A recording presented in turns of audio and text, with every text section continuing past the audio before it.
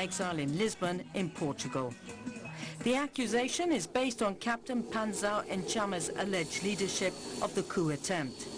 Captain Enchama is a close ally of the former Prime Minister. He and his commando are now reported to be fugitives. Chronic instability in Guinea-Bissau has turned the country into a prime location for drug smuggling between Latin America and Europe.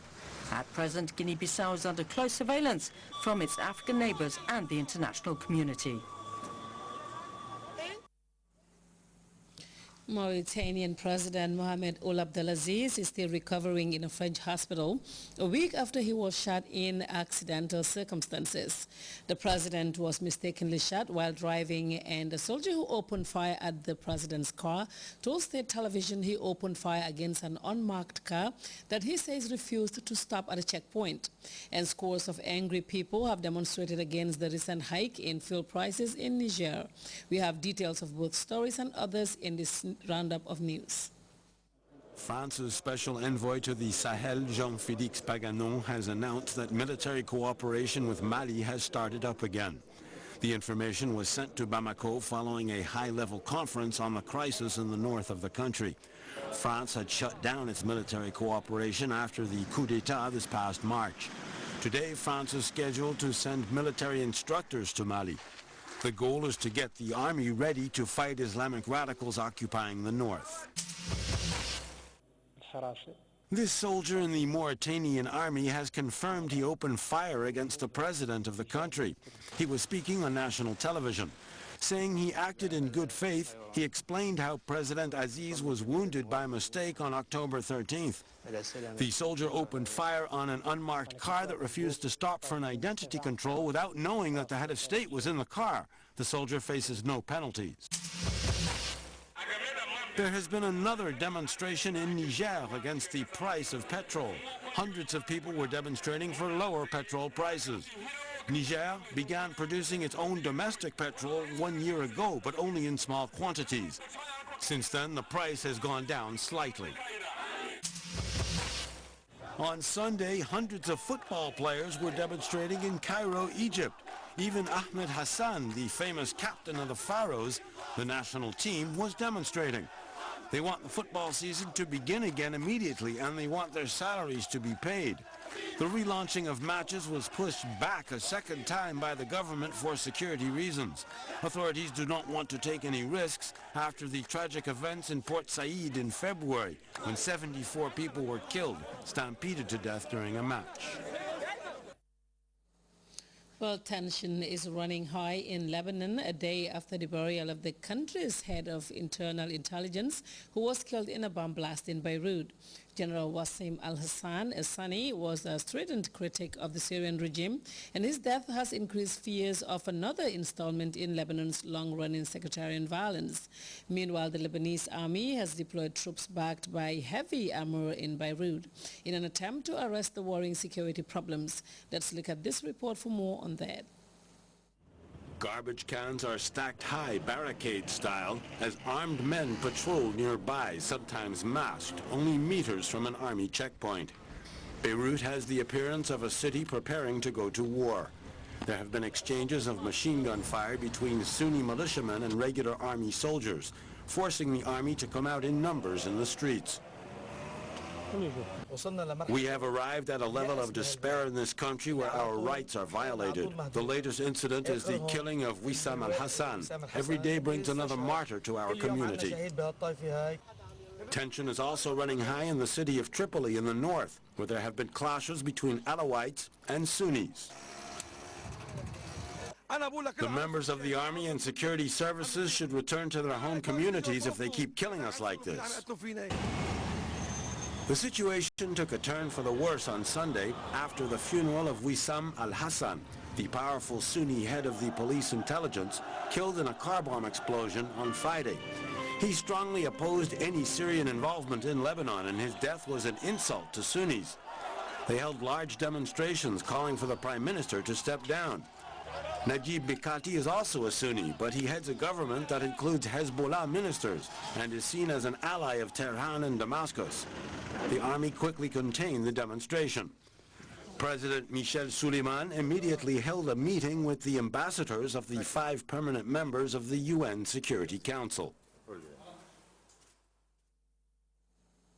Well, time now to take another break. When we come back, we'll take a look at the weather report.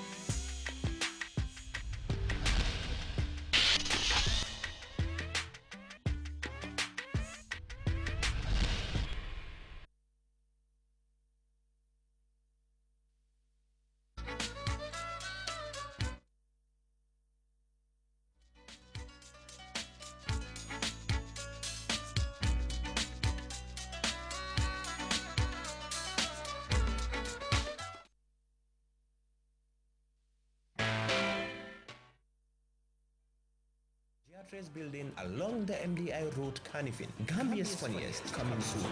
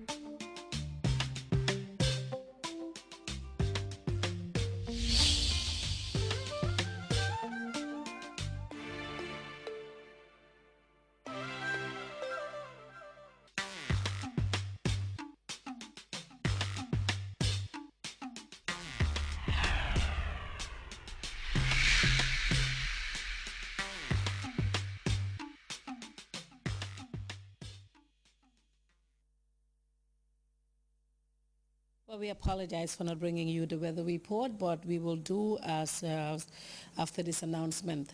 The Office of the President wishes to inform the general public that the President's Tobaski ram sale will start tomorrow at 12 p.m. at the State House grounds. The minimum price for a ram will be $3,500 and a maximum will be $5,000. And this will be tomorrow at 12 p.m. at the State House grounds. Well, time now to take a look at the weather report.